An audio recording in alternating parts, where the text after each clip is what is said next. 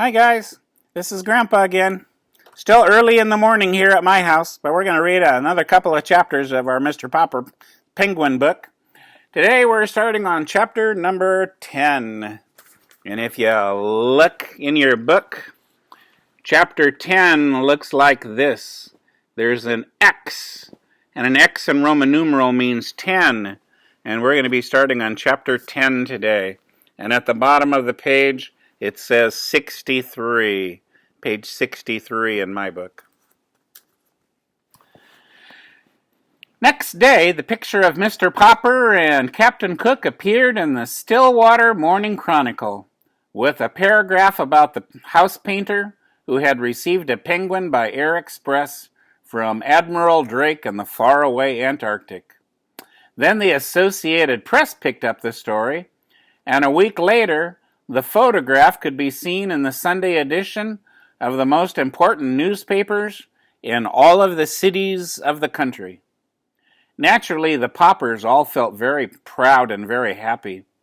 Captain Cook was not happy, however. He had suddenly ceased his gay, exploring little walks around the house, and he would just sit most of the day, sulking in the refrigerator. Mr. Popper had removed all of the stranger objects, leaving only the marbles and the checkers, so that Captain Cook now had a nice orderly little rookery. "He won't play with us any more," said Bill. "I tried to get some of my marbles from him, and he tried to bite me." "Naughty Captain Cook," said Janie. "Better leave him alone, children," said Mr. Popper. "He just feels kind of mopey, I guess." But it was soon clear that there was something worse than mopiness that was ailing Captain Cook. All day long he would just sit with his little white-circled eyes staring out sadly from the refrigerator. His coat had lost its lovely glossy look. His round little stomach grew flatter every day. He would turn away now when Mrs. Popper would offer him some canned shrimp. One evening she took his temperature. It was 104 degrees.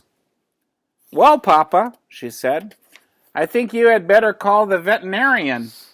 I'm afraid Captain Cook is really sick." But when the veterinarian came, he only shook his head. He was a very good animal doctor, and though he had never taken care of a penguin before, he knew enough about birds to see at a glance that this bird was seriously ill. "I will leave you some pills. Give him one every hour, and then you can try feeding him sherbet and wrap him up in ice packs. But I cannot give you any encouragement because I am afraid that this is a hopeless case. This kind of bird was never made for this climate, you know. I can see that you've taken really good care of him, but an Antarctic penguin just cannot survive in Stillwater." That night the Poppers sat up all night, taking turns changing his ice packs. But it was no use. In the morning Mrs. Popper took Captain Cook's temperature again. It had now gone up to 105. Everyone was very sympathetic. The reporter in the Morning Chronicle stopped in to inquire about the penguin. The neighbors brought in all sorts of broths and jellies to try to tempt the little fellow. Even Mrs. Callahan, who never had a very high opinion from Captain Cook, made a lovely frozen custard for him. But nothing did any good. Captain Cook was too far gone. And here's a picture of Captain Cook in the refrigerator. And he's a sick bird. He's not doing well.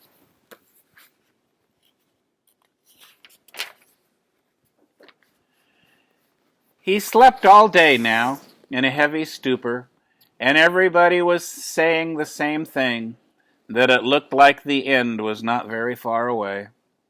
All of the Poppers had grown terribly fond of the funny little chap, and Mr. Popper's heart was frozen with terror.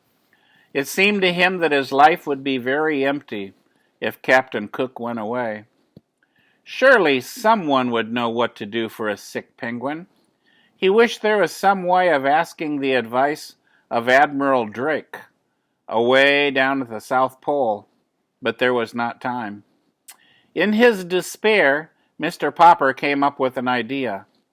A letter had brought him his pet. He sat down and wrote another letter. This one was addressed to Dr. Smith, who was in charge of the great aquarium in Mammoth City, which was the largest in the world. Surely if anyone anywhere had any idea what could cure a dying penguin, this man would. 2 days later, there was an answer back from the curator. Unfortunately, he wrote, it is not easy to cure a sick penguin. Perhaps you do not know that we too have in our aquarium at Mammoth City a penguin from the Antarctic. It is failing rapidly too, in spite of everything that we have done for it. I have wondered lately whether it is not suffering from loneliness. Perhaps that is what ails your Captain Cook. I am therefore shipping you, under separate cover, our penguin. You may keep her. There is a chance that the birds may get on better together. And that is how Greta came to live at 432 Proudfoot Avenue. And that takes us to chapter 11, which is X, which is a 10 plus 1, 10, 11. Chapter 11. And this is on page 68. And it's titled Greta. So Captain Cook did not die after all. There were now 2 penguins in the refrigerator, one standing, one sitting on the nest under the ice cubes. They're as like as 2 peas, said Mrs. Popper. As 2 penguins, you mean, answered Mr. Popper. Yes, but which one is which? At this moment, the standing penguin jumped out of the icebox, reached inside, took one of the checkers from under the sitting penguin, whose eyes were closed in sleep, and laid the checker down at Mr. Popper's feet. See, Mama, he's thanking me, said Mr. Popper, patting the penguin. At the South Pole, that's the way a penguin shows its friendship, only it uses a stone instead of a checker. This one must be Captain Cook, and he's trying to show us that he's grateful to us for getting him Greta and saving his life. Yes, but how are we going to tell them apart? It's very confusing. I will go down to the cellar and get some white paint, and I'll paint their names on their black backs. And he opened the cellar door and started going down, nearly tripping when Captain Cook unexpectedly tobogganed down after him.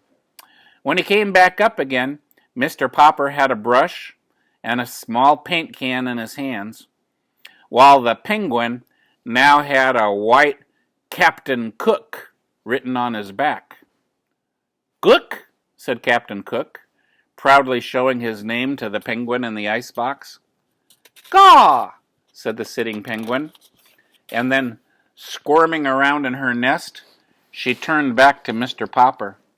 So Mr. Popper sat down on the floor in front of the icebox, while Captain Cook watched, first with one eye and then the other. What are you going to call her? Asked Mrs. Popper. I think I'll call her Greta.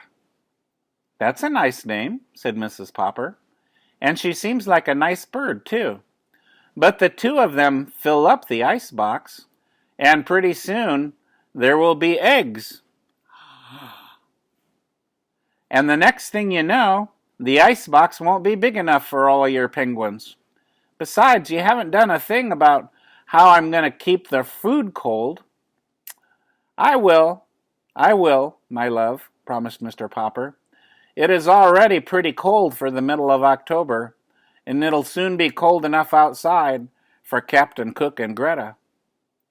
Yes, said Mrs. Popper, but if you keep them outside the house, they might run away.